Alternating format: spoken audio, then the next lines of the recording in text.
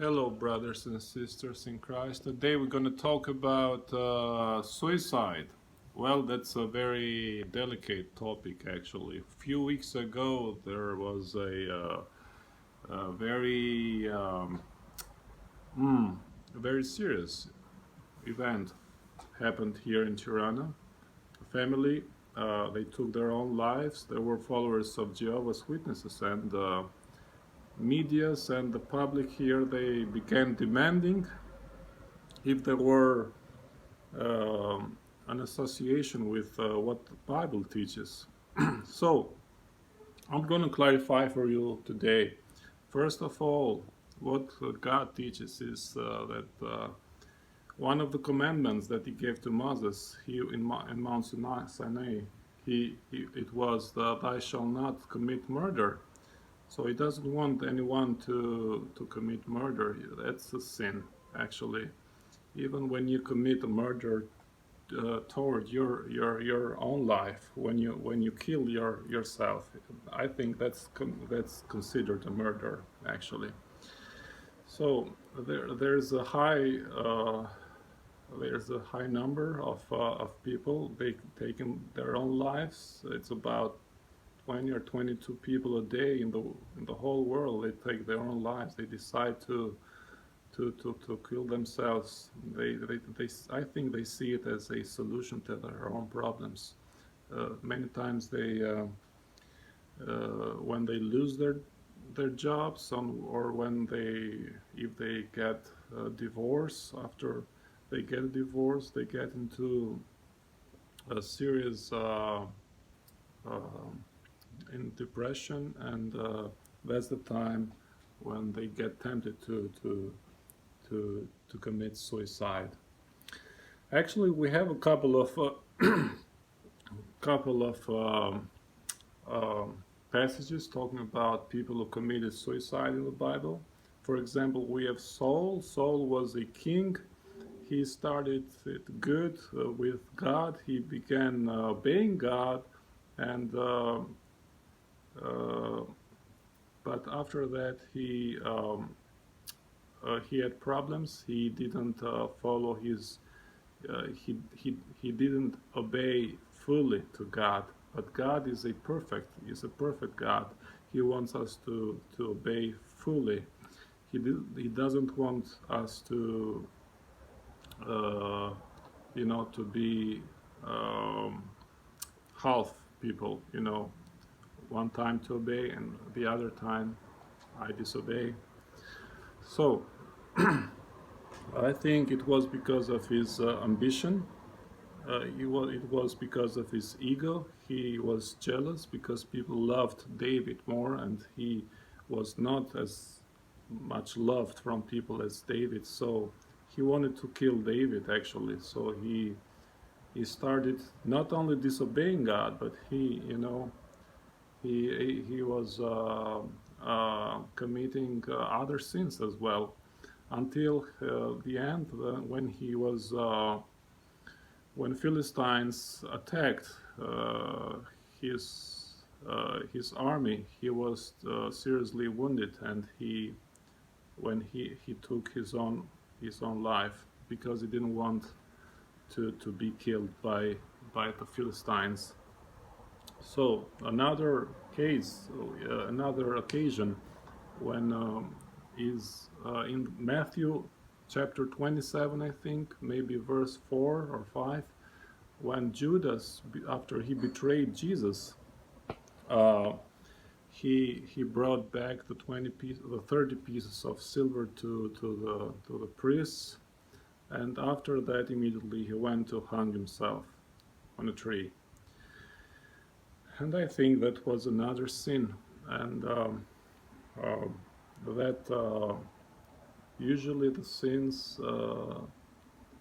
of suicide, it comes as a result of other sins. So the Bible teaches us that our bodies are the temple of God. So we should take care of our bodies. We should feed them.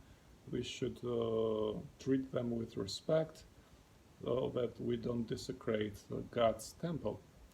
So that means that we should take in consideration what we do with our bodies every day, and that doesn't mean only what we do in superficially. That also means what we say. It means what we do. So that it's not our bodies, but actually it's our heart and mind that makes who we are. So we should be very careful with how we talk to other people. One of the greatest commandment that God gives for each and every one of us is to love one another. You know, to love is much better than to hate. Actually, Saul, as I mentioned before, he forsake the love of God in order to pursue his own ambitions of hating other people because he was jealous, as I said. So you see, sin often follows other sins. As we sin once, we become acquainted with these sins, and other sins come into play. So we should be very, very careful with sins, because this one sin could lead us to other more serious sins. Like, for example, jealousy and ambition and ego, they could lead us to other sins like killing, you know. And for example, the temptation to the sexual temptation is a very, very serious and grave sin. It's a serious temptation that could lead to death, actually. Jesus says that if someone lusts another woman, if someone sees a woman with lust, he has committed adultery in his own heart. So it means that's a very serious sin. You see, even even what we see, even what we hear, sometimes could be a sin. So we should be very careful with our lifestyles, actually. Well, I must say, not getting away from the topic, I must say that people who commit suicide often see it as a way to escape their own problems. You know, maybe they have work problems, they have marriage problems, they have financial problems, and they could see as an alternative, as a solution to their own problems. But you know, God is a faithful God, is a sovereign God. So He didn't promise that our lives would be you know, totally painless and pain-free. he actually wants us to he actually wants us to grow through the pain and through sufferance, and people who were loved or who obeyed to God, and who were like as I can put it, the